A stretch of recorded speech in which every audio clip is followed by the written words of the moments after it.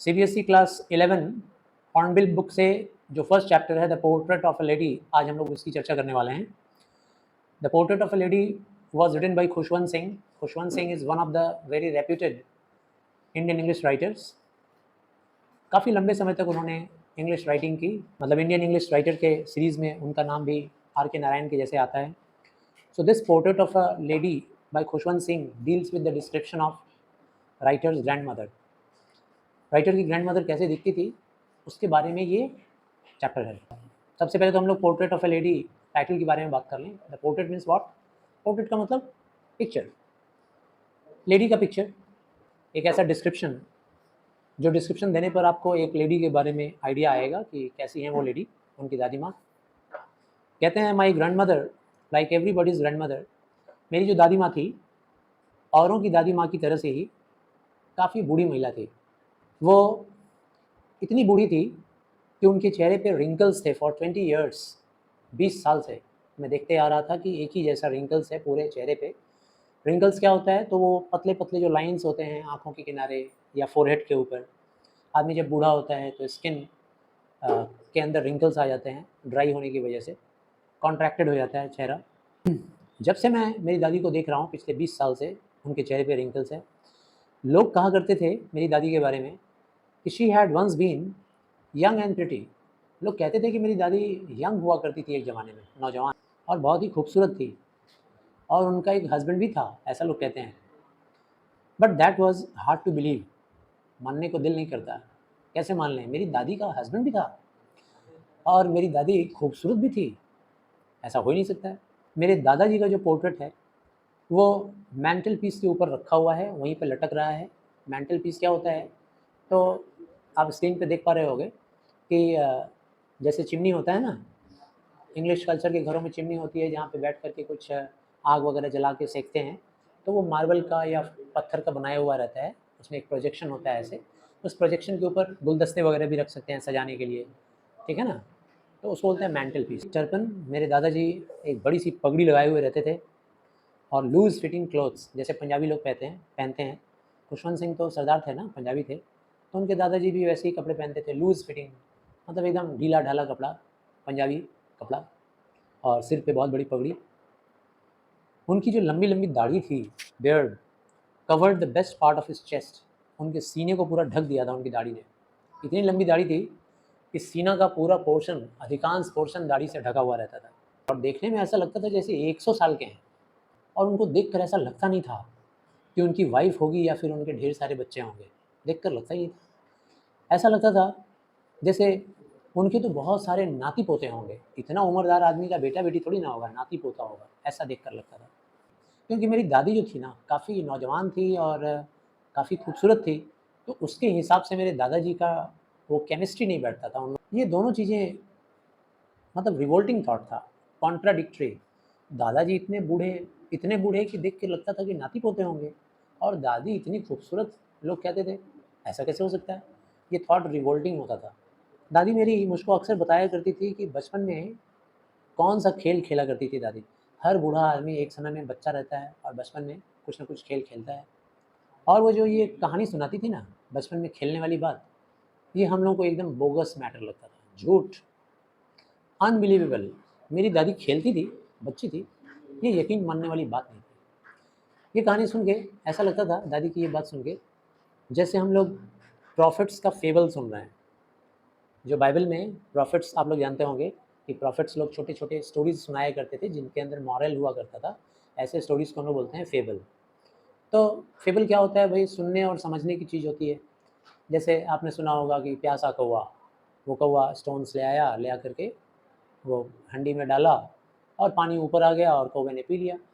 तो आपने सीखा कि मेहनत और परिश्रम करने से सफलता मिलती है. लेकिन इसको आपने ज़िंदगी में अपने उतारा नहीं, बस सिर्फ सुना, समझा, ठीक है ना. तो प्रॉफिट का जो फेबल्स था वो सिर्फ सुनने के लिए होता था, उसको लोग लागू नहीं करते थे अपने लाइफ में. तो इसीलिए राइटर कह रहा है कि मेरी दादी की ये बात कि हम लोग बचपन में गेम खेलते थे, बहुत सारा स्पोर्ट्स खेलते थे, ये सुन के यकीन नहीं होता था. ऐसा कैसे हो सकता है? बुढ़िया मेरी दादी कैसे गेम खेलेगी? कभी बच्ची रही होगी थोड़ी ना, ऐसी बुढ़ी रही होगी. She had always been short and fat. मेरी दादी हमेशा से ही नाटी सी थी और फैट थी, मतलब मोटी, नाटी और मोटी, एंड स्लाइटली बेंट, और थोड़ी सी झुकी हुई कमर से। Her face was a criss cross of wrinkles running from everywhere to everywhere, और चेहरे पे इतना रिंकल्स था उसके, इतनी झुर्रियाँ, यहाँ से लाइन यहाँ जा रहा है, यहाँ से लाइन यहाँ आ रहा है, इधर से इधर आ रहा है, इधर से इधर आ रहा है, चारों तरफ चेहरे पे wrinkles wrinkle, criss cross criss cross criss cross, एकदम काटा कुटी होता है ना चेहरे पे, मदर टेरेसा का चेहरा देखे होगे, बिल्कुल वैसे ही। No, we were certain she had always been as we had known her. ना, यकीन मानने वाली बात नहीं थी। हम लोग पूरा श्योर थे कि दादी अभी जैसे दिखती है वैसे ही दिखती होगी पुराने ज़माने में भी। सो टेरिबली ओल्ड, इतनी बुढ़िया, that she could not have grown older, इतनी बुढ़िया कि अब इससे ज़्यादा बुढ़ी और नहीं हो सकती। जब से मैं देख रहा हूँ तब से तो ऐसी ही है, 20 साल से देख रहा हूँ। And had stayed at the same age for 20 years, और इसी उम्र में वो 20 साल से ठहर सी गई है, एक ही जैसा बुढ़ी। She could never have been pretty, खूबसूरत तो कभी हो ही नहीं सकती, but she was always beautiful, लेकिन हाँ, खूबसूरत कभी नहीं, but she had been beautiful, she had always been beautiful बोलने का मतलब बाई नेचर, बाई अफेक्शन, है ना, by quality, she was very beautiful, but she had never been pretty, सुंदर तो कभी नहीं थी, ब्यूटिफुल थी। वो हमेशा घर में ऐसे ऐसे घूमा करती थी, स्पॉटलेस वाइट कलर का कपड़ा पहने हुए, और एक हाथ अपने कमर पे रखती थी क्योंकि कमर में उसके दर्द रहता था, थोड़ी झुकी हुई रहती थी, और दूसरे हाथ में वो कंठी माला होता था रुद्राक्ष का, जिसको वो काउंटिंग किया करते थे। और उसके जो सिल्वर लॉक्स थे, चांदी के जैसे चमकते हुए उसके पके हुए बाल, वो उसके कंधे पे, उसके पेल यानी कि कलरलेस, चार्मलेस, मतलब जिसमें चार्म नहीं है उसको क्या बोलते हैं, पेल, जिसमें रंगत उड़ गया हो उसको बोलते हैं पेल। पकड़ फेस मतलब कॉन्ट्रैक्टेड फेस, सिकुड़ा हुआ चेहरा, सिकुड़े हुए चेहरे के ऊपर उसके लॉक्स, और उसके लिप्स के ऊपर घूमते रहते थे उसके लॉक्स कॉन्स्टेंटली, और उसका लिप्स जो था ना वो इनऑडिबल आवाज़ में, मतलब ऐसी आवाज़ में हमेशा चलते रहता था, बोलते रहती थी मंत्र, जो कि सुनाई नहीं देता था किसी को भी। For every one it was inaudible, सबके लिए इनऑडिबल था। येस शी वॉज ब्यूटिफुल, सच में बहुत खूबसूरत थी, खूबसूरत मतलब सॉरी, सच में वो बहुत ही अच्छी थी। ब्यूटीफुल बुक का मतलब यहाँ पे क्या है, अच्छी, अच्छी होना, बहुत ही अच्छी थी। She was like the winter landscape in the mountains. कभी अगर आपने माउंटेन्स में देखा होगा कि कैसा होता है लैंडस्केप, दूर दूर तक कुहासा छाया हुआ, ठीक है ना, घास के ऊपर भी कुहासा, चारों तरफ कुहासा नज़र आ रहा है, तो विंटर लैंडस्केप में जैसा वाइट सेरेनिटी दिखलाई देता है ना, प्योरिटी दिखलाई देता है नेचर का, वैसी थी मेरी दादी माँ। An expanse of pure white serenity breathing peace and contentment, हमेशा शांत रहना, शांतिपूर्ण तरीके से रहना, हमेशा कॉन्टेंटेड रहना, संतुष्ट रहना, ये उसका क्वालिटी था, इसीलिए ब्यूटीफुल बोल रहा है राइटर। मेरी दादी और मैं, हम लोग अच्छे दोस्त थे।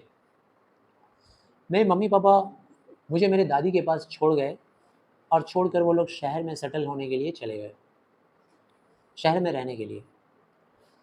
हम और मेरी दादी दोनों एक साथ कांस्टेंट कंपेनियन थे, एक साथ रहते थे। मेरी दादी मुझे मॉर्निंग में सुबह सुबह उठा दिया करती थी और मुझे स्कूल के लिए रेडी करवाती थी, स्कूल के लिए तैयार करवाती थी।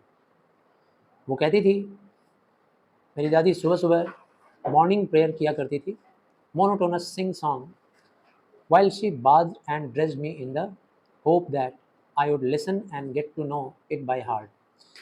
मेरी दादी जब नहाया करती थी तो भी, या फिर जब मुझे कपड़े पहनाती थी तो भी, मोनोटोनस सिंग सॉन्ग, एकदम बेअंदाज बेरुखेपन से, बिना किसी इंटरेस्ट के भजन गाई जाती थी। उसको ये उम्मीद था कि शायद मैं ये गाना बार बार सुनूंगा, भजन सुनूंगा, तो शायद मैं भी उसको रिपीट करूंगा, मैं भी सीख जाऊंगा, मैं भी गाऊंगा। I listened because I loved her voice but never bother to learn it. मैं सुनता था, मेरी दादी गा रही है इसलिए सुनता था, सुन के अच्छा लगता था, मेरी दादी का वॉइस स्वीट था इसलिए मैं सुनता था, लेकिन मैंने कभी नहीं सोचा कि मैं उस गाने को सीखूं। Then she would fetch my wooden slate, उसके बाद फिर मेरे लकड़ी का स्लेट ले आती थी मेरे पास, और जो कि ऑलरेडी पहले से धो के तैयार करके रखा हुआ रहता था, और येलो चॉक होता था लिखने के लिए, a tiny earthen ink pot, और एक छोटा सा मिट्टी का बना हुआ घड़े जैसा जिसके अंदर इंक रखा रहता था, वो भी ले आकर मुझे दे देती। Tiny earthen ink pot and a red pen, और इंक पॉट के साथ साथ मुझे एक छोटा सा पेन भी देती थी। Tie them all in a bundle, सारे सामान को एक बंडल में बांध कर और मुझे पकड़ा देती थी। ब्रेकफास्ट जो मैं करता था वो क्या करता था, बहुत ही मोटा सा स्टेल चपाती, स्टेल का मतलब बासी, बासी रोटियां रखी थी, उसके ऊपर हम लोग थोड़ा सा बटर लगा लेते थे और थोड़ा शुगर गिरा लेते थे उसके ऊपर, और यही खा के फिर मैं स्कूल चला जाता था। She carried several stale chapatis, और मेरी दादी कुछ बासी रोटियां लेकर अपने साथ जाती थी गांव के कुत्तों को बांटने के लिए, मुझे स्कूल छोड़ने के बाद।